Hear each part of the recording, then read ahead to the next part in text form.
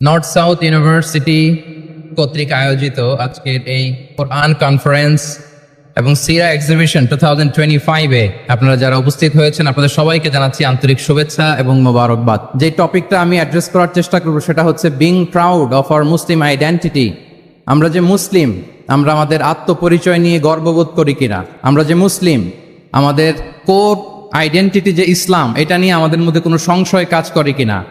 আমরা কোনো ইনফিরিয়রিটি কমপ্লেক্সে হীনমন্যতায় ভুগি কিনা? এই বিষয়টা নিয়ে আজকে কথা বলবার চেষ্টা করবো ইনশাআল্লাহ বিইذনিল্লাহ। আমরা আল্লাহর দরবারে শুকরিয়া আদায় করছি যে আল্লাহ তাআলা আমাদেরকে ইসলাম দিয়ে ধন্য করেছেন। উই আর ব্লেসড উইথ ইসলাম, ঠিক কিনা বলেন? ইসলাম পেয়ে আমরা ধন্য, আলহামদুলিল্লাহ। এবং মজার ব্যাপার হচ্ছে আমাদেরকে ইসলামকে খুঁজে বের করতে হয়নি। অনেক নন মুসলিমদের স্টোরি আপনারা শুনবেন যে তারা নিজের সাথে নিজে যুদ্ধ করে, বোঝাপড়া করে, নিজেকে কনভিন্স করে তারপরে ইসলাম ধর্ম গ্রহণ করেছেন, রিভার্টেড মুসলিম, কনভার্টেড মুসলিম। কিন্তু তার বিপরীতে আমরা বাই বর্ন মুসলিম হিসেবে এই পৃথিবীতে এসেছি, আলহামদুলিল্লাহ। উই আর ব্লেসড উইথ ইসলাম। আমরা সবাই জানি যে ইসলাম শব্দের অর্থ হচ্ছে টু সারেন্ডার, কমপ্লিট সাবমিশন। আল্লাহ তাআলার আদেশের সামনে সারেন্ডার করা, নিজেকে ফুললি আল্লাহর কাছে সাবমিসিভ ওয়েতে প্রেজেন্ট করা, এটাই হচ্ছে ইসলাম। আল্লাহর আদেশের সামনে, আল্লাহর ইচ্ছার সামনে নিজেকে পেশ করা, কোনো যদি কিন্তু তবে ছাড়া। আই রিপিট, আমি আবারও বলছি, কোনো যদি কিন্তু তবে ছাড়া আল্লাহর আদেশের সামনে, আল্লাহর ইচ্ছার সামনে নিজেকে উজাড় করে দেওয়ার নাম হচ্ছে ইসলাম। আল্লাহর ইচ্ছার সামনে, আদেশের সামনে নিজেকে উজাড় করে দেওয়ার নাম কি? ইসলাম। ইসলামই হচ্ছে আমাদের আইডেন্টিটি, আমাদের আত্মপরিচয় এবং আমাদের সম্মান আল্লাহ রেখেছেন ইসলামে। তাহলে নিজেকে আমরা এমনভাবে আল্লাহর কাছে প্রেজেন্ট করতে হবে, উপস্থাপন করতে হবে, এখানে কোনো যদি কিন্তু তবে কন্ডিশন থাকবে না। আল্লাহ আদেশ করেছেন তো মেনে নিয়েছি। নিজেকে উজাড় করে সঁপে দেয়া, ঠিক যেমনি সাইয়েদনা ইব্রাহিম আলাইহিস সালাম নিজেকে সঁপে দিয়েছিলেন। আল্লাহ তাআলা বলছেন ওয়া ইয ক্বালা লাহু রাব্বুহু আসলিম ক্বালা আসলামতু লিরাব্বিল আলামিন। আল্লাহ তাআলা যখন সাইয়েদনা ইব্রাহিম আলাইহিস সালামকে বলেছিলেন যে ইব্রাহিম আসলিম মানে সারেন্ডার করো, আত্মসমর্পণ করো, তিনি কোনো যদি কিন্তু তবে এগুলোর আশ্রয় নিয়েছিলেন নাকি? বলেন তো না। আসলামতু লিরাব্বিল আলামিন, আল্লাহ আমি সারেন্ডার করলাম, আল্লাহ আমি আত্মসমর্পণ করলাম, আল্লাহ আমার নিজেকে আমি আপনার কাছে সঁপে দিলাম। এটাই হচ্ছে ইসলাম। এবং আমাদের সম্মান, আমাদের স্টেটাস, আমাদের ডিগনিটি, আমাদের মর্যাদা আল্লাহ তাআলা রেখেছেন এই ইসলামের ভেতরে। সাইয়েদনা ওমর ফারুক রাদিয়াল্লাহু তাআলা আনহু তিনি বলতেন নাহনু কওমুন আ'আজ্জানাল্লাহু বিল ইসলাম। আমরা তো এমন জাতি যে জাতিকে আল্লাহ তাআলা ইসলাম দিয়ে সম্মানিত করেছেন। আমরা তো এমন জাতি যে জাতিকে আল্লাহ ইসলাম দিয়ে মর্যাদা দিয়েছেন। ফাইন ইবতাগাইনাল ইজ্জাতা বিগাইরিহি আদাল্লানাল্লাহ। ইসলাম ছাড়া অন্য কোথাও যদি আমরা সম্মান তালাশ করি, স্টেটাস, ডিগনিটি, মর্যাদা তালাশ করি, তাহলে আল্লাহ তাআলা আমাদেরকে অপমানিত করে ছাড়বেন। তাহলে আওয়াজ করে বলুন তো, আমাদের সম্মান আর মর্যাদা ইসলামে। আওয়াজ করে বলি, আমাদের মর্যাদা সম্মান কোথায়? ইসলামে। And this is our identity. এটাই আমাদের আত্মপরিচয়।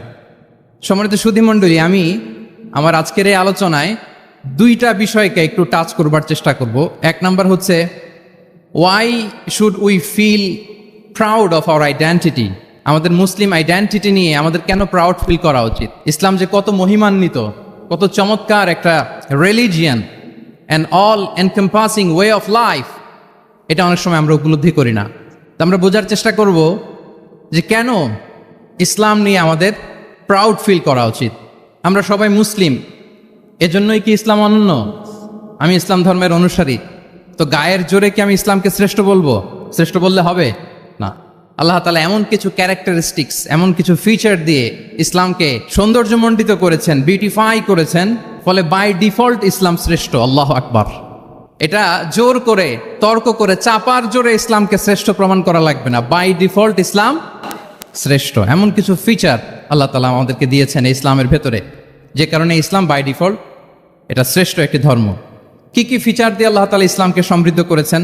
কেন ইসলাম অনন্য? কেন আমাদের মুসলিম আইডেন্টিটি নিয়ে আমাদের প্রাউড ফিল করা উচিত? এ বিষয়ে প্রথমে কথা বলবো। এরপরে কথা বলবো what should we do to protect our Muslim identity. কেন আমরা প্রাউড ফিল করবো মুসলিম আইডেন্টিটি নিয়ে? এরপরে কথা বলবো এই মুসলিম আইডেন্টিটিকে আমরা কিভাবে প্রোটেক্ট করতে পারি। তাহলে প্রথমে ইসলামকে আল্লাহ তাআলা কি কি অনন্য ফিচার, ক্যারেক্টারিস্টিক্স, বৈশিষ্ট্য দিয়ে ধন্য করেছেন। আমরা যদি এই টপিকে কথা বলি তাহলে দেখব যে আল্লাহ তাআলা ইসলামকে একটা knowledge based way of life বানিয়েছেন। এটা জ্ঞান ভিত্তিক ধর্ম। অজ্ঞতার সাথে, ইগনোরেন্সের সাথে এই ধর্মের কোনো সম্পর্ক নেই।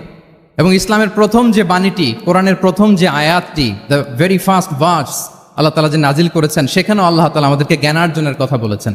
হেরা গুহায় সূরা আলাকের প্রথম যে আয়াতটি নাজিল হয়েছে সেটি কি ছিল? ইকরা। আওয়াজ করে বলুন, সেটি কি? ইকরা বিসমি রাব্বিকাল্লাযী খালাক, read in the name of your lord who has created. পড়ো তোমার প্রভুর নামে যিনি শিখিয়েছেন। তাহলে ইসলামের প্রথম কথাই হচ্ছে পড়ো, এক্সপ্লোর করো, ইনোভেট করো, ডেভেলপ করো। ইসলামের প্রথম কথাই হচ্ছে পড়া। জ্ঞানের সাথে নিজেকে জুড়ে রাখো, অজ্ঞতার সাথে ইসলামের কোনো সম্পর্ক। এবং জ্ঞানকে আল্লাহ রাসূল সাল্লাল্লাহু আলাইহি ওয়া আলিহি ওয়াসাল্লাম বিশ্বময় ছড়িয়ে দিতে বলেছেন। Knowledge has no boundaries. তিনি বলেছেন বাল্লিগু আন্নি ওয়ালাউ আয়া, একটি আয়াত হলেও আমার পক্ষ থেকে গোটা বিশ্বে ছড়িয়ে দাও। এবং জ্ঞানের রাস্তায়, জ্ঞানের পথে যে অগ্রসর হয়, আল্লাহর হাবিব সাল্লাল্লাহু আলাইহি ওয়া আলিহি ওয়াসাল্লাম বলেন, যে ব্যক্তি জ্ঞানের পথে অগ্রসর হয় সে মূলত জান্নাতের পথেই অগ্রসর হয়। মান সালাকা তরিকান ইয়ালতামিসু ফীহি ইলমান সাহালাল্লাহু লাহু তরিকান ইলাল জান্নাহ। যে জ্ঞান অর্জনের জন্য সামনে আগায় সে মূলত জান্নাতের দিকে আগায়। আল্লাহু আকবার। তাহলে ইসলাম একটা নলেজ বেসড রিলিজিয়ান। এখানে আমাদের গোজামিল দেওয়ার কোনো সুযোগ নাই, এটা জ্ঞানভিত্তিক ধর্ম। এজন্য এ ধর্ম পেয়ে এই ওয়ে অফ লাইফ যে আমরা প্র্যাকটিস করি, আমাদের প্রাউড ফিল করার দরকার আছে না নাই? বলেন, প্রাউড ফিল হয় না? আচ্ছা, এক নাম্বার হচ্ছে নলেজ বেসড রিলিজিয়ান। দ্বিতীয়ত হচ্ছে ইসলাম হচ্ছে দ্বীনুল ইনসানিয়া, মানবতার ধর্ম। মানবতাকে ইসলাম অনেক গুরুত্ব দেয়। মানুষের সম্মান মর্যাদা সবচাইতে বেশি। ইসলাম মানুষকে বলে আশরাফুল মাখলুকাত। আল্লাহ তাআলা বলছেন ওয়ালাকাদ কাররামনা বানি আদম, I have dignified the status of the son of Adam. আদমের সব সন্তানদেরকে আমি মর্যাদা দিয়েছি। তিনি বলেননি যে আমি মুমিনদেরকে শুধু মর্যাদা দিয়েছি, শুধু মুসলিমদের মর্যাদা দিয়েছি, কেবলমাত্র মুসল্লিদেরকে মর্যাদা দিয়েছি, এমন তিনি বলেননি। ওয়ালাকাদ কাররামনা বানি আদম, গোটা বনি আদমকে, মুসলিম অমুসলিম নির্বিশেষে সব বনি আদমকে আমি সম্মানিত করেছি। আল্লাহু আকবার। এভাবে ইসলাম মানবতার কথা বলে এবং মানুষের জন্য যে কাজ করে, ইসলাম তাকে শ্রেষ্ঠ মানুষ বলেছে। খয়রুন নাস আনফাউহুম লিন-নাস, মানুষের মধ্যে শ্রেষ্ঠ সে মানুষ যে অন্যের কাজে লাগে, যে মানবতার উপকারে আসে, সে শ্রেষ্ঠ মানুষ। এভাবে ইসলাম মানবতার জয় গান গেয়েছে। আল্লাহ রাসূল সাল্লাল্লাহু আলাইহি ওয়া আলিহি ওয়াসাল্লামের সামনে দিয়ে একবার একটা লাশ যাচ্ছিল। তিনি সাহাবাদেরকে নিয়ে বসেছিলেন। হঠাৎ ওই লাশ দেখে রাসূল সাল্লাল্লাহু আলাইহি ওয়াসাল্লাম দাঁড়িয়ে গেলেন। সাহাবারা বললেন, ইয়া রাসূলুল্লাহ, ইন্নাহু ইয়াহুদি, এটা ইহুদির লাশ। কার লাশ? জুইশ, ইহুদির লাশ। আপনি দাঁড়ালেন যে? রাসূল সাল্লাল্লাহু আলাইহি ওয়াসাল্লাম বললেন, আওয়ালাইসাত নাফসান, সে হোক ইহুদি, সে কি মানুষ নয়? এটা কি একটা প্রাণ নয়? এটা কি একটা আত্মা নয়? আমি তো ইহুদি, খ্রিস্টান, আস্তিক, নাস্তিক সেটা দেখিনি, আমি মানুষ, এ কারণে সম্মান দিয়ে দাঁড়িয়ে গিয়েছি। আল্লাহু আকবার। তাহলে ইসলাম হচ্ছে দ্য রিলিজিয়ন অফ হিউম্যানিটি, মানবতার ধর্ম। যারা আমাদেরকে মানবাধিকার শিখায়, যারা মানবতার কথা বলতে যায় আমাদের কাছে এসে, তাদের খুব ভালো করে এগুলো জেনে নেওয়া উচিত যে ১৫০০ বছর আগে ইসলাম যেভাবে মানবতাকে উচ্চে তুলে ধরেছে, মানুষের মর্যাদাকে সবচেয়ে উপরে তুলে ধরেছে, মানুষকে আশরাফুল মাখলুকাত বলেছে, নতুন করে মানবতা তাদের কাছ থেকে আমাদের শেখা লাগবে না। তাহলে এক নাম্বার হচ্ছে ইসলাম জ্ঞান ভিত্তিক ধর্ম। ২ নম্বরে বললাম ইসলাম হচ্ছে মানবতার ধর্ম। ৩ নম্বর হচ্ছে ইসলামে আল্লাহ তাআলা যে সমস্ত বিধিবিধান আমাদেরকে দিয়েছেন, ইসলামের যে রুলিংসগুলো আছে এগুলো খুব ফ্লেক্সিবল, এগুলো অত্যন্ত লাইফ ওরিয়েন্টেড। ইসলামের বিধানগুলো সোসাইটি ওরিয়েন্টেড। মোটেও আপনার কাছে এটাকে অসম্ভব মনে হবে না, মানতে যে কঠিন লাগবে না, বুঝতে সহজ, মানতে সহজ, এরকম চমৎকার বিধিবিধান আল্লাহ তাআলা ইসলামের ভেতরে দিয়েছেন। তার মানে মানুষের সুবিধা অসুবিধাকে ইসলাম আমলে নেয়। আমাদের সাধ্যের বাইরে কোনো বিধান আল্লাহ তাআলা ইসলামে চাপিয়ে দেননি। লা ইউকাল্লিফুল্লাহু নাফসান ইল্লা উসআহা, সাধ্যের বাইরে আল্লাহ তাআলা কোনো বিধান আমাদের উপর চাপিয়ে দেন নাই। কোনো কিছু যদি আমাদের আউট অফ ক্যাপাসিটি হয়, এরকম কোনো বিধান আল্লাহ আমাদেরকে দেন নাই। বরং ইসলামের সবগুলো বিধান আপনার কাছে খুবই যুক্তি সুলভ লাগবে, খুবই স্বভাব সুলভ লাগবে, আপনার নেচারের সাথে, আপনার চাহিদার সাথে এটা খুব যায়, খুব স্যুট করে, এমন বিধান আল্লাহ তাআলা দিয়েছেন। আল্লাহ তাআলা বলছেন ওয়ামা জাআলা আলাইকুম ফিদ্দীন মিন হারাজ, দিনের ভেতরে, ইসলামের ভেতরে আমি কোনো হারাজ রাখিনি, জটিলতা রাখিনি, কাঠিন্যতা রাখিনি, বরং সহজ করে ইসলামকে তোমাদের জন্য আমি দিয়েছি। অন্যত্র আল্লাহ তাআলা বলছেন ইউরিদুল্লাহু বিকুমুল ইউসরা ওয়ালা ইউরিদু বিকুমুল উসর, আল্লাহ তোমাদের জন্য সহজ চান, কঠিন চান না।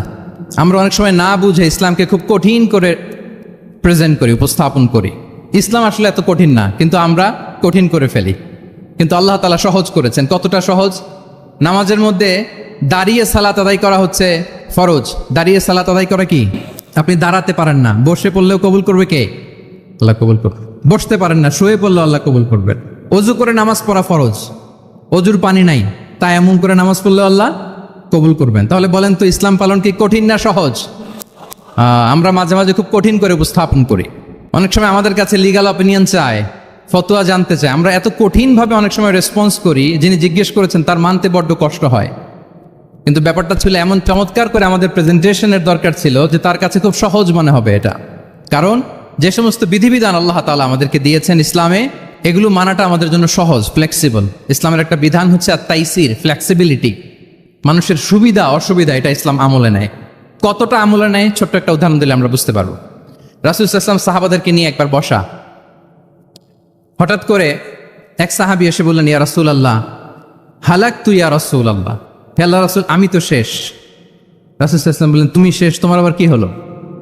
তো সাহাবী বলেন, ওয়াকাআতু আলা ইমরাআতি ফি রমাদান, আমি রমজান মাসে দিনের বেলায় আমার স্ত্রীর সাথে ফিজিক্যাল ইন্টিমেসিতে চলে গেছে, ভুল করে ফেলছি। আমরা জানি যে রমাদানে আমরা কিছু কাজ করতে পারি না। সিয়ামের সংজ্ঞাই হচ্ছে আসসাওমু হুয়াল ইমসাক আনিল আকলি ওয়া শুরবি ওয়াল জিমাই মিন তুলুইল ফাজরি ইলা গুরুবি শামসি মা আন-নিয়া, মানে রোজা হচ্ছে এটা এমন ইবাদত, সূর্যোদয় থেকে সূর্যাস্ত পর্যন্ত না খেয়ে থাকা, কোনো কিছু পান না করা, এবং দিনের বেলায় বিবাহিতরা তাদের স্ত্রীদের সাথেও ইন্টিমেসিতে যেতে পারবে না। এটা যদি কেউ মেনটেন করে, এটা হচ্ছে সিয়াম। তো এই সাহাবী বলে, ইয়া রাসূলুল্লাহ আমি তো শেষ, আমি তো দিনের বেলা ভুল করে ফেলছি, আমি তো আমার স্ত্রীর সাথে মেলামেশা করে ফেলছি, এখন কি করব?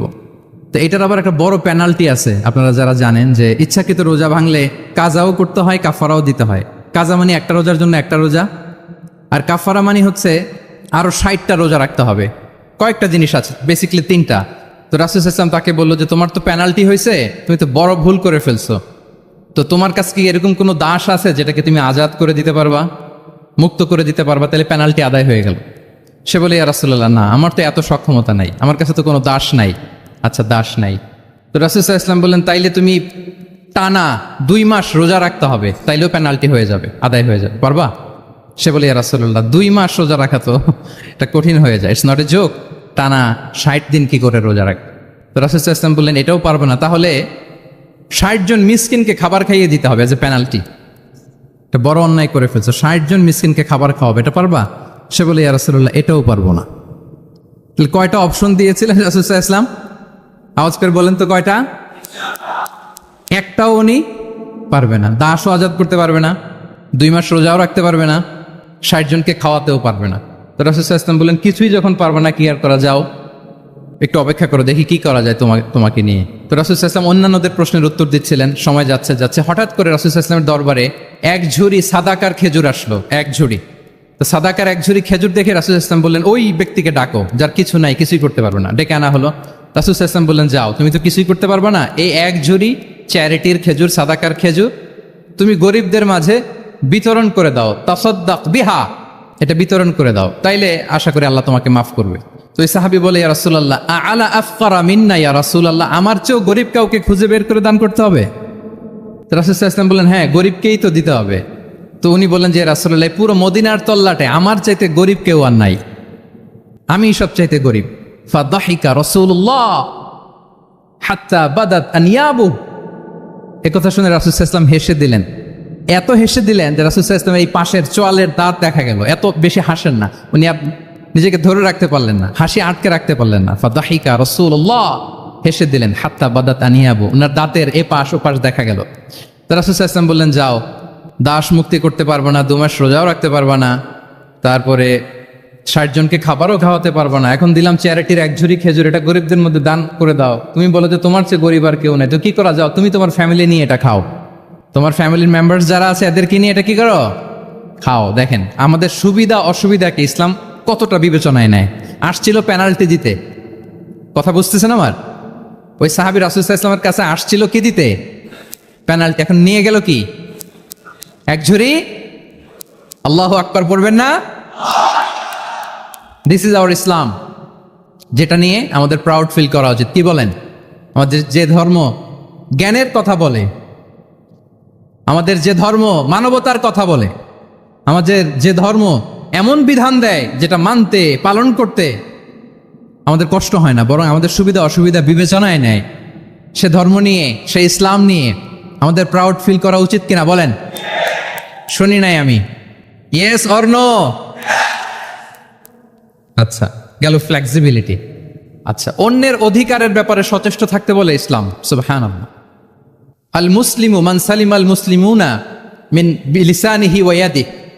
মুসলিম তো সে যার হাত থেকে, যার হাতের অনিষ্ট, মুখের অনিষ্ট থেকে তার আশেপাশের ভাইয়েরা নিরাপদে থাকে, সে হচ্ছে মুসলিম। তার মানে আপনার হাত দিয়ে, আপনার কথা দিয়ে, আপনার কাজ দিয়ে আপনি আশেপাশের কাউকে যদি কষ্ট দেন, আপনি মুসলিম হতে পারবেন?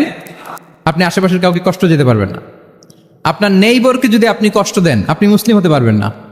আপনি অন্যের প্রাইভেসিতে যদি ইন্টারফেয়ার করেন, কারো প্রাইভেসি যদি ভায়োলেট করেন, আপনি ভালো মুসলিম হতে পারবেন? কারো পার্সোনাল স্পেসে যদি আপনি নাক গলান, আপনি যদি ইন্টারফেয়ার করেন, তাহলে আপনি ভালো মুসলিম হতে পারবেন না। অন্যের অধিকারের ব্যাপারে ইসলাম আমাদেরকে সচেষ্ট থাকতে বলে। ইসলাম বলে ওয়ালা তাজাসসু, খবরদার, খবরদার, গোয়েন্দাগিরি করো না, কারো পার্সোনাল স্পেসে নাক ঢুকিও না। যেটা তোমার ইস্যু না, যেটা তোমার বিজনেস না, ওখানে তুমি কভু যাবে না। কিন্তু আমরা এগুলো ভায়োলেট করি, দেদারসে, কি বলেন? করি না? অন্যের কোনো বিষয়ে আমাদের আগ্রহ থাকে বেশি, এরকম এরকম থাকে না? এনএসইউতে আলহামদুলিল্লাহ এরকম কেউ নাই, আছে এরকম? কারো পার্সোনাল বিষয়ে আমাদের কোনো ইন্টারেস্ট আছে? আছে না নাই? হাফ হাফ হয়ে গেছে, দেখছেন? আচ্ছা, অন্যের পার্সোনাল বিষয় জানতে খুব মন চায় কার কার, দেখি হাত তুলে ফেলছে কয়েকজন। আল্লাহ হেদায়েত দেখ আমাদেরকে। আচ্ছা, অন্যের পার্সোনাল বিষয়ে নাক গলাই না, এরকম কারা কারা, দেখি। মাশাআল্লাহ, মাশাআল্লাহ, মাশাআল্লাহ। ঠিক আছে, হাত নামান। ঠিক আছে, এবার দুইবারের একবারও যারা হাত তোলেন নাই তারা হাত তোলেন। আপনারা কি করেন? আচ্ছা, তাহলে অন্যের পার্সোনাল ইস্যুতে আমরা আজকে থেকে নাক গলাবো? আমরা ভুল করে ফেলি, ইনশাল্লাহ আমরা এমনটা করব না। আমরা অনেক সময় খুঁচিয়ে খুঁচিয়ে তার পার্সোনাল বিষয় জানতে চাই। বিশেষ করে নিঃসন্তান দম্পতি পেলে আমি দেখেছি খুঁটিয়ে খুঁটিয়ে তাকে প্রশ্ন করে যে ভাই কি সমস্যা, বেবি নিচ্ছেন না কেন, কার সমস্যা, আপনার সমস্যা না ভাবির সমস্যা, আর বেটা তোর কি সমস্যা সেটা বল। একজন নিঃসন্তান দম্পতি কি পরীক্ষার মধ্য দিয়ে যায় আমাদের কোনো আইডিয়া আছে? তার এই পরীক্ষার মধ্যে যদি আমরা কাটা ঘায়ে নুনের ছিটা যদি দেই, তাহলে তার কেমন লাগবে বলেন তো? আছে তো সে পরীক্ষার মধ্যে, খুঁটিয়ে খুঁটিয়ে আমরা তাকে বিব্রত করার চেষ্টা করি। আল্লাহ আমাদেরকে হেফাজত করুন। এগুলো আমরা করব না ইনশাআল্লাহ, বলেন। তাহলে দেখেন, যে ইসলাম আমাদেরকে ইনস্ট্রাক্ট করে, খবরদার কারো পার্সোনাল স্পেসে নাক গলাবা না। হ্যাঁ, প্রত্যেকের একটা প্রাইভেট স্পেস আছে, কেউ এখানে ইন্টারফেয়ার করতে পারবে। ইসলাম আমাদেরকে অন্যের রাইটস এর ব্যাপারে সচেতন থাকতে বলে। ইসলাম আমাদেরকে কমিউনাল হারমোনির কথা বলে, সাম্প্রদায়িক সম্প্রীতি। আমরা মুসলিম, এদেশে আমরা মুসলিম সংখ্যাগরিষ্ঠ, কিন্তু আমাদের হিন্দু ভাইয়েরা আছে, বৌদ্ধরা আছে, তাদের সাথে মিলেমিশে থাকার কথা বলে। এবং রাসূল সাল্লাল্লাহু আলাইহি ওয়াসাল্লাম তো মদিনাতে যে তাই করেছেন, মদিনা চার্টার করেছেন। জুইশরা ছিল, পেগানরা ছিল, মুসলিমরা ছিল, সবাইকে নিয়ে তিনি মদিনা চার্টার করেছেন। পরবর্তীতে তারা বিট্রে করার কারণে, ট্রেচারের কারণে এই মদিনা চার্টার ভঙ্গ হয়েছে, কিন্তু রাসূল সাল্লাল্লাহু আলাইহি ওয়াসাল্লামের পক্ষ থেকে কোনো না ছিল না। তাহলে এই যে পরমত সহিষ্ণুতা, রিলিজিয়াস কো এক্সিস্টেন্স, ধর্মীয় সহাবস্থান, এটার কথা ইসলাম আমাদেরকে বলে। এবং কতটা জোরালো ভাবে বলে আপনি অবাক হবেন। মাইনরিটি রাইটসকে ইসলাম এমন ভাবে প্রিজার্ভ করেছে। আল্লাহ রাসূল সাল্লাল্লাহু আলাইহি ওয়াসাল্লাম বলেন, কোনো হিন্দু, কোনো মাইনরিটি, কোনো সংখ্যালঘু, শব্দটা যদি আমাদের পছন্দের না, বোঝানোর জন্য বলছি, কোনো অমুসলিম যদি মুসলিমদের পাশে থাকে এবং কোনো মুসলিম যদি তার রাইটকে ভায়োলেট করে, যেমন আপনি মুসলিম, আপনার নেইবার হচ্ছে হিন্দু, আপনি যদি তার হক নষ্ট করেন, জোর করে তার জমি দখল করেন, তাকে তার প্রাপ্য থেকে বঞ্চিত করেন, রাসূল সাল্লাল্লাহু আলাইহি ওয়াসাল্লাম বলেন কিয়ামতের দিন আমি ওই হিন্দুর পক্ষে মুসলিমের বিপক্ষে বাদী হয়ে দাঁড়াবো। আল্লাহু আকবার। রাসূল সাল্লাল্লাহু আলাইহি ওয়াসাল্লাম ওই হিন্দুর পক্ষে, আমি রাসূল সাল্লাল্লাহু আলাইহি ওয়াসাল্লামের উম্মত, আমার বিপক্ষে দাঁড়াবেন। আল্লাহু আকবার। What a marvellous statement. আল্লাহু আকবার। সংখ্যালঘুদের উপর যদি কেউ কোনো মুসলিম অত্যাচার করে, রাসূল সাল্লাল্লাহু আলাইহি ওয়াসাল্লাম বলেন তুমি আমার উম্মত হতে পারো, কিন্তু তোমার পক্ষে না, আমি ওই মাজলুমের পক্ষে কিয়ামতের দিন দাঁড়াবো। দিস ইজ ইসলাম। ইসলাম আমাদেরকে অন্য যে ফেইথ আছে, Islam teaches us to respect other faith. অন্যান্য যে ফেইথ গুলো আছে এগুলোর প্রতি শ্রদ্ধা দেখাতে বলে, সম্মান দেখাতে বলে। আল্লাহ তাআলা বলছেন, ওয়ালা তাসুব্বুল্লাযীনা ইয়াদউনা মিন দুনিল্লাহি ফায়াসুব্বুল্লাহা আদওয়ান বিগাইরি ইলম। ওহে বিশ্বাসীরা, আল্লাহকে ছাড়া তারা যাদেরকে ডাকে, যাদের উপাসনা করে, ওই সমস্ত দেব দেবীকে তোমরা গালি দিও না। ফলে রাগান্বিত হয়ে অজ্ঞতাবশত তারা আল্লাহকে গালি দিবে। কথা বুঝতে পেরেছেন? ওরা নানা কিছুর উপাসনা করে, কিন্তু আমরা কি যেসব জিনিসের তারা উপাসনা করে তাদেরকে গালি দিতে পারবো বলেন? আল্লাহ স্পষ্ট করে বলেছেন, খবরদার তাদের দেবতাদের গালি দিও না, তাহলে ওরা আল্লাহকে গালি দিবে। তাহলে কেমন যেন আল্লাহকে গালি খাওয়ানোর কারণ হলাম কে? আমি। কেউ যদি অন্য ধর্মকে ছোট করে সে মূলত ইসলামকে ছোট করে। আই রিপিট, আমি আবারও বলছি, যে অন্য ধর্মকে ছোট করে সে ইসলামকে ছোট করে। তাহলে অন্যান্য যে ফেইথ আছে এগুলোর ব্যাপারে আমাদেরকে শ্রদ্ধাশীল থাকতে বলেছে ইসলাম। সর্বশেষ ব্যালেন্সড অ্যাপ্রোচের কথা ইসলাম আমাদেরকে বলেছে, আমরা যেন ভারসাম্যপূর্ণ জীবন আচরণে বিশ্বাসী হই। আমাদের কথায়, আমাদের কাজে, আমাদের বিশ্বাসে, আমাদের আচরণে।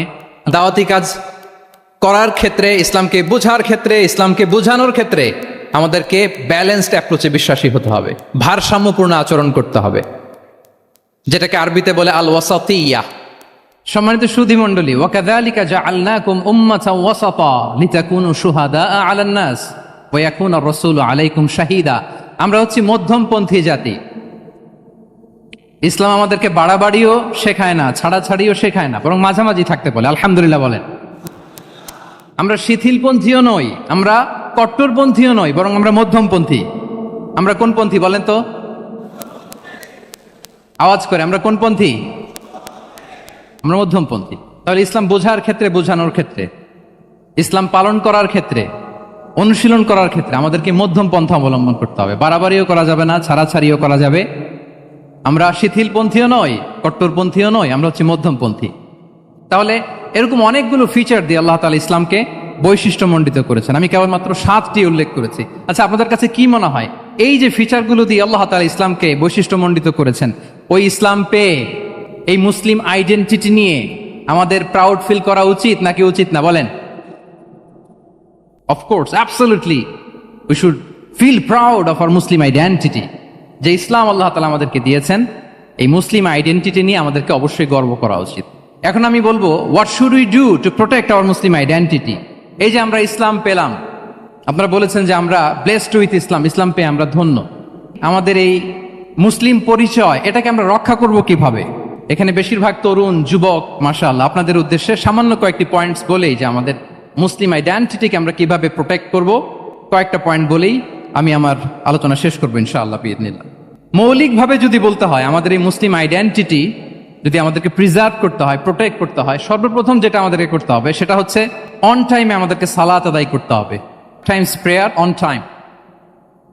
Push yourself to go to মস্ক for offering সালাত। নিজেকে পুশ করতে হবে। প্রথম হিসেব নিবেন, এনএসইউর যুবক ভাইয়েরা আমার দিকে তাকান। প্রথম আল্লাহ তাআলা হিসেব নিবেন কিয়ামতের ময়দানে এই সালাতের। আউয়ালু মা ইউহাসাবু বিহিল আবদু ইয়াউমাল কিয়ামাতি আস-সালাহ। সর্বপ্রথম আল্লাহ তাআলা এই সালাতের হিসাব নেবেন। এই সালাতের হিসাব যদি আমরা সুন্দর করে দিতে পারি, সব সুন্দর হয়ে যাবে। এবং ঈমান আর কুফরের মাঝে পার্থক্য হচ্ছে এই সালাহ। আওয়াজ করে বলুন, ঈমান আর কুফরের মাঝে পার্থক্য কি? এটাতে কোনো ছাড় নাই, compulsory. Push yourself to offer Salah on time. এটাই আমাদের আইডেন্টিটি। মুসলিম আইডেন্টিটির প্রথম কথা হচ্ছে সালাত। যার সালাত নাই তার ঈমান নাই। আওয়াজ করে বলেন, যার সালাত নাই তার কি নাই? আমাদের অনেক তরুণরা মুসলিম উম্মার মুক্তি কিভাবে হবে এটা নিয়ে খুব পেরেশান, কিন্তু সালাতের ব্যাপারে উদাসীন। এরকম আছে না নাই? এটা হইল? এটা যায়? হ্যাঁ, যে ব্যক্তি মুসলিম উম্মার মুক্তি নিয়ে টেন্সড, সে সালাতে উদাসীন, এটা মেনে নেওয়া যায় না। তাহলে মুসলিম আইডেন্টিটি প্রোটেক্ট করতে হলে সর্বপ্রথম আমাদেরকে সালাতে যত্নবান হতে হবে, 1 নাম্বার। 2 নাম্বার হচ্ছে আল কোরআন আল কারীমের সাথে আমাদের অ্যাটাচমেন্টটাকে মজবুত করতে হবে। 1 নাম্বার হচ্ছে সালাত, মুসলিম আইডেন্টিটির। 2 নাম্বার হচ্ছে কোরআন। আওয়াজ করে বলেন, 2 নাম্বার কি? কোরআনের সাথে আমাদের অ্যাটাচমেন্ট বাড়াইতে হবে। অনেকের কোরআনের ইন ডেপথ নলেজ অনেক ভালো, কোরআনের রিফ্লেকশন গুলো খুব ভালো জানে, কিন্তু কোরআন তেলাওয়াতের বেহাল দশা। এরকম আছে না? আবার আমাদের অনেক ভাইদের কোরআন তেলাওয়াত মাশাআল্লাহ খুব বিশুদ্ধ, কিন্তু তার আবার কোরআনের রিফ্লেকশনগুলো জানা নেই। দুইটাই আমাদের জন্য crisis. Recitation and reflection both are needed, দুইটাই লাগবে, দুইটাই লাগবে। যে প্রজন্ম কোরআন জানে না তারা কখনো সফল হতে পারে না। আই রিপিট, আমি আবারও বলছি, যে প্রজন্ম কোরআন জানে না তারা কখনো সফল হতে পারে। তাহলে আমাদের মুসলিম আইডেন্টিটিকে যদি প্রিজার্ভ করতে হয়, প্রোটেক্ট করতে হয়, প্রথমে আমাদেরকে সালাতের ব্যাপারে সোচ্চার হইতে হবে, সচেতন হইতে হবে। 2 নম্বরে কোরআনের সাথে আমাদেরকে অ্যাটাচমেন্ট বাড়াইতে হবে। কোরআন যেমনি বিশুদ্ধভাবে আমার আবৃত্তি করতে, তেলাওয়াত করতে জানতে হবে, আবার কোরআনের রিফ্লেকশনগুলো, কোরআনের শিক্ষাগুলো আমাদেরকে জানতে হবে। দুটো গেল। 3 নম্বর হচ্ছে হালাল হারাম কনসার্ন। হালাল যদি আপনি মেনটেন না করেন, আপনার কোনো মুসলিম আইডেন্টিটি নাই। আল্লাহ বলছেন কুলু মিম্মা ফিল আরদি হালালান তাইয়্যিবা, এই জমিনে যেগুলোকে আমি হালাল করেছি এগুলো তোমরা কনজিউম করো। সম্মানিত শুধু খেয়াল রাখবেন, হালালের ভেতরেই বরকত আছে। হালালে কি আছে? হারামে কোনো বরকত নেই। হারামে আছে সাময়িক উত্তেজনা আর উন্মাদনা, কিন্তু হালাল এর ভেতরে আল্লাহ তাআলা বারাকা ঢুকিয়ে দিয়েছেন। তাহলে আমরা হালাল কনজিউম করব, কি বলেন? সব ক্ষেত্রে, সব ক্ষেত্রে। হারাম খেয়ে, হারাম কনজিউম করে যে ব্যক্তি দোয়া করে, যারা হারাম খায় তাদের দোয়া আল্লাহ কবুল করে না। এবং হারাম খেয়ে বর্ধিষ্ণু দেহ আল্লাহর জান্নাতে প্রবেশ করবে না। লা ইয়াদখুলুল জান্নাতা জাসাদুন গুযিয়া বিল হারাম, হারাম খেয়ে যে দেহ নাদুস নুদুস হয়েছে ওই দেহ কখনো আল্লাহর জান্নাতে প্রবেশ করবে না। এজন্য খবরদার, আমাদের সবকিছু আমরা হালাল দিয়ে সাজাবো ইনশাআল্লাহ। বলেন সবাই। আমাদের অনেকে একটা ভুল করে, সেটা হচ্ছে অনেকে খাবারের ক্ষেত্রে খুব কনসার্ন, যেটা হালাল হইতে হবে, যেটা আমি কনজিউম করব এটার ব্যাপারে খুব কনসার্ন, কিন্তু অন্যান্য বিষয়ে তার আর কোনো খেয়াল নাই, ভ্রুক্ষেপ নাই। এরকম আছে না নাই বলেন? আমাদের সরকারি বিভিন্ন অফিসগুলোতে ঘুষ আছে না? ঘুষ আছে। দেখবেন সরকারি অনেক হিন্দু কর্মকর্তা গরুর গোশত খায় না। কেন খায় না? তার ধর্মে এটা নিষেধ, গরু খেতে চায় না। আচ্ছা, আবার সরকারি অফিসগুলোর অনেক মুসলিম কর্মকর্তা দেখবেন সরকারি কাজে থাইল্যান্ড গিয়েছে, চায়না গিয়েছে, খুঁজে খুঁজে হালাল রেস্টুরেন্ট খোঁজে, ওয়াইন খায় না, পর্ক খায় না। কারণ কেন খায় না? এটা ইসলামে নিষেধ। কিন্তু দুই অফিসারই, মুসলিম অফিসার, হিন্দু অফিসার, দুইজনই আবার ঘুষ খায়। হয় না এরকম? হিন্দু অফিসার গরুর গোশ খায় না, তার ধর্মে নিষেধ। মুসলিম অফিসার ওয়াইন খায় না, পর্ক খায় না, তার ধর্মে নিষেধ। তো ঘুষও তো দুই ধর্মের নিষেধ, কি বলেন? তাহলে যেটা খাবো, কনজিউম করবো, শুধু এটার ব্যাপারেই কি হালাল? না। ইউর ইনকাম শুড বি হালাল, ইউর ফ্যাশন শুড বি হালাল, ইউর এন্টারটেইনমেন্ট শুড বি হালাল, ইউর রিলেশনশিপ শুড বি হালাল। আপনার রিলেশনশিপও কি হইতে হবে? এই তো আসল জায়গায় চলে আসছি এখন। হালাল রিলেশনশিপ কোনটা? বিয়ে।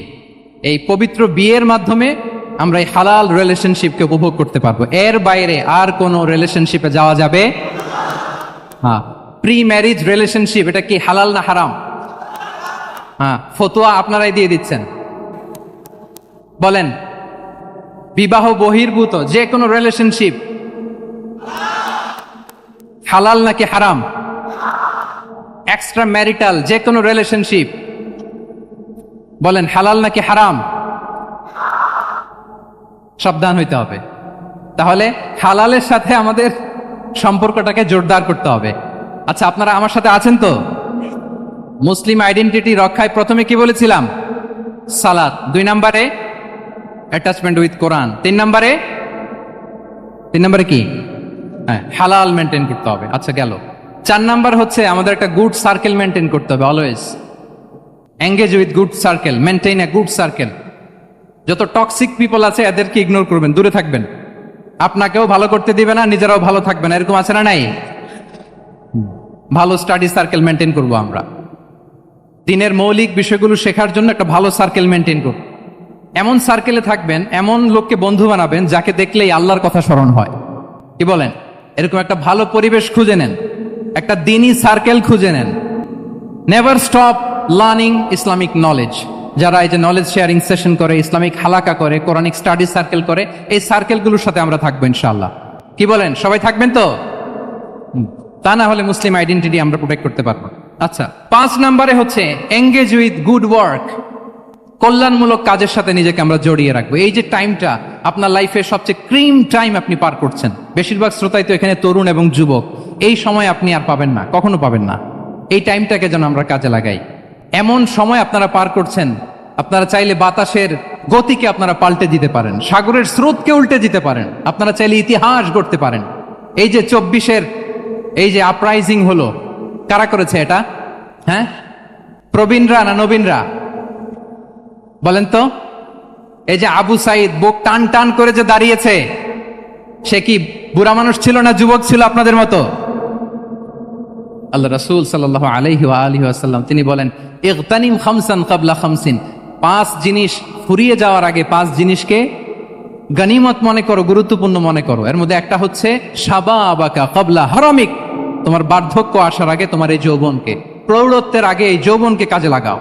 এবং কিয়ামতের দিন আল্লাহ তাআলা 7 শ্রেণীর ব্যক্তিকে তার সুশীতল আরশের নিচে ছায়া দিবেন, যেদিন আল্লাহর আরশের সুশীতল ঠান্ডা ছায়া ছাড়া আর কোনো ছায়ার ব্যবস্থা থাকবে না। ওই 7 শ্রেণীর ব্যক্তির মধ্যে এক ব্যক্তি হচ্ছে ওয়াশাবুন নাশাআ ফি ইবাদাতিল্লাহ, এমন যুবক যে আল্লাহর ইবাদতে তার যৌবনকে কাটিয়েছে। বলেন ওইরকম যুবক হতে আমরা চাই কি চাই না? তাহলে আমাদের এই যৌবনকে আমরা কাজে লাগাবো। 6 নম্বরে হচ্ছে কনসিস্টেন্সি, ধারাবাহিকতা, আরবিতে বলে আল মুদাওয়ামা। এই যে আজকে মাশায়েখরা এখানে কথা বলবেন, এত মোটিভেটেড হয়েছেন, কালকে থেকে মাশাআল্লাহ নামাজ, নফল রোজা, কোরআন তেলাওয়াত শুরু করছেন, কিন্তু 10 দিন পরে আবার শেষ, 1 সপ্তাহ পরে আবার আর নাই মোটিভেশন। এরকম হয় কি হয় না? আমরা কি শুধু 7 দিনের জন্য মোটিভেশন নেব আজকের কনফারেন্স থেকে, নাকি আজীবনের জন্য নেব? আজীবনের জন্য নেব। ধারাবাহিকভাবে রেগুলার আমরা কিছু নফল ইবাদত করব, রেগুলার আমরা আধা পৃষ্ঠা হলেও আল্লাহর কিতাব কোরআন তেলাওয়াত করব, প্রতিদিন 2টি আয়াত হলেও আমরা অর্থ পড়ব, একটি হলেও আল্লাহ রাসূল সাল্লাল্লাহু আলাইহি ওয়াসাল্লামের হাদিস আমরা পড়ব। তাহলে ধারাবাহিক আমল আল্লাহর কাছে খুব প্রিয়। আহাব্বুল আ'মালি ইলাল্লাহি আদওয়ামুহা ওয়া ইন কাল্লা, রাসূল সাল্লাল্লাহু আলাইহি ওয়াসাল্লাম বলেন আল্লাহর কাছে সবচাইতে প্রিয় আমল ওইটা যেটা আমার বান্দা নিয়মিত করে, ধারাবাহিকভাবে করে, যদিও পরিমাণে ওইটা অল্প, যদিও পরিমাণে সেটা কি অল্প। তাহলে এই মোটিভেশনকে আমরা কন্টিনিউ করব ইনশাআল্লাহ। বলেন সবাই। সব শেষে খুবই গুরুত্বপূর্ণ হাম্বলনেস, বিনয় থাকতে হবে আমাদের, ডাউন টু আর্থ হইতে হবে। আমাদের মুসলিম আইডেন্টিটির সাথে অ্যারোগেন্সের কোনো সম্পর্ক নাই। ওমা তাওয়াদা আহাদুন লিল্লাহি ইল্লা রাফাআহুল্লাহ, রাসূল সাল্লাল্লাহু আলাইহি ওয়াসাল্লাম বলেন যে আল্লাহর জন্য বিনয়ী হয়, নিচু হয়, আল্লাহ তাকে সম্মানিত করেন। বলেন আমরা সম্মানিত হতে চাই কি চাই না? রাসূল সাল্লাল্লাহু আলাইহি ওয়াসাল্লাম দোয়া করতেন, আল্লাহুম্মা জাআলনি সাবুরা ওয়া জাআলনি শাকুরা ওয়া জাআলনি ফি আইনি সাগীরা ওয়া ফি আয়ুনিন নাসি কাবীরা। হে আল্লাহ আপনি আমাকে শুকরগুজার বান্দা বানান, হে আল্লাহ আপনি আমাকে ধৈর্যশীল বান্দা বানান, হে আল্লাহ আপনি আমাকে আমার নিজের চোখে আমাকে ছোট বানান, মানুষের চোখে আপনি আমাকে বড় বানান। রাসূল সাল্লাল্লাহু আলাইহি ওয়াসাল্লাম নিজ চোখে ছোট থাকতে চেয়েছেন, ফলে গোটা বিশ্বের চোখে রাসূল সাল্লাল্লাহু আলাইহি ওয়াসাল্লামকে বড় মহামানব বানিয়েছেন কে? এখন আপনি নিজের চোখেই যদি বলেন যে আমি অনেক বড়, তাহলে হবে না। এই হাম্বলনেসটা আমাদের থাকতে হবে। সম্মানিত ভাইয়েরা, আমাদের অনেক তরুণদেরকে আমি দেখি যে নতুন দিনে ফিরেছে, নতুন তার মধ্যে উপলব্ধি আসছে, রিয়েলাইজেশন আসছে যে আগে রং ট্র্যাকে ছিলাম, এখন রাইট ট্র্যাকে আসতে চাই, ইসলামকে অনুশীলন করতে চাই। আলহামদুলিল্লাহ, খুব ভালো। তো তার যখন রিয়েলাইজেশন আসছে, সে কিছু পড়াশোনা শুরু করে দেয়, কিছু পড়াশোনা করে, কিছু স্কলারসদের লেকচার শুনে। তো অনেক তরুণের মধ্যে এই সমস্যাটা একটা কমন ফেনোমেনা, যে একটু পড়াশোনা করে, একটু কিছু স্কলারসদের লেকচার শুনে ও মনে করে যে আমি সব জেনে গেছি। কি মনে করে? আমি সব জেনে গেছি। এরপরে এখানেই ক্ষান্ত হয় না, এরপরে সে ভুল ধরতে আরম্ভ করে স্কলারসদের। সে বলে যে উনি এই ভুল করছে, উনি এই ভুল করছে, উনি ভ্রান্ত, উনি বাতিল। এরকম একটা কমন ফেনোমেনা আমাদের মধ্যে আছে না নাই? বলেন না, অ্যাবসলিউটলি রং। শিক্ষানবিশ যারা, তারা এটা করবে না। কিছুই শিখেননি আপনি, কিছুই জানেননি, এখনো অনেক দূর যেতে হবে আপনাকে। কোনো বিষয়ে কমেন্টস করতে গেলে, কোনো ইস্যু নিয়ে আপনাকে মন্তব্য করতে গেলে আপনাকে অগাধ পাণ্ডিত্য অর্জন করতে হবে, তারপর আপনি সে বিষয়ে কথা বলতে পারবেন। তাহলে এই জাতীয় অ্যাটিটিউড যেন কখনো, এগুলো শয়তান করে, এই অ্যাটিটিউড যদি আমার মধ্যে ঢুকে, আপনি হয়তো ইসলাম থেকেও দূরে সরে যাবেন। আল্লাহ এই ধরনের অ্যাটিটিউড থেকে আমাদেরকে হেফাজত করুক, আমরা পড়ি আমিন। তাহলে সম্মানিত সুধী, being proud of our Muslim identity, এই টপিক নিয়ে আমি 2টা বিষয়ে কথা বলেছি, যে আমরা কিভাবে আমাদের এই মুসলিম আইডেন্টিটিকে প্রিজার্ভ করবো, প্রোটেক্ট করব, আর কেন আমাদের এই মুসলিম আইডেন্টিটি নিয়ে গর্ববোধ করা উচিত। সম্মানিত সুধী মণ্ডলী, ইসলাম হচ্ছে আমাদের কোর আইডেন্টিটি, এবং ওমরে ফারুক রাদিয়াল্লাহু তাআলা আনহু বলেছেন, এখানে ইসলামই আমার সম্মান, ইসলামই আমার ইজ্জত। ইসলামের বাইরে যেয়ে যদি আমরা ইজ্জত খুঁজতে চাই, আমাদেরকে আল্লাহ তাআলা অপমানিত করবেন।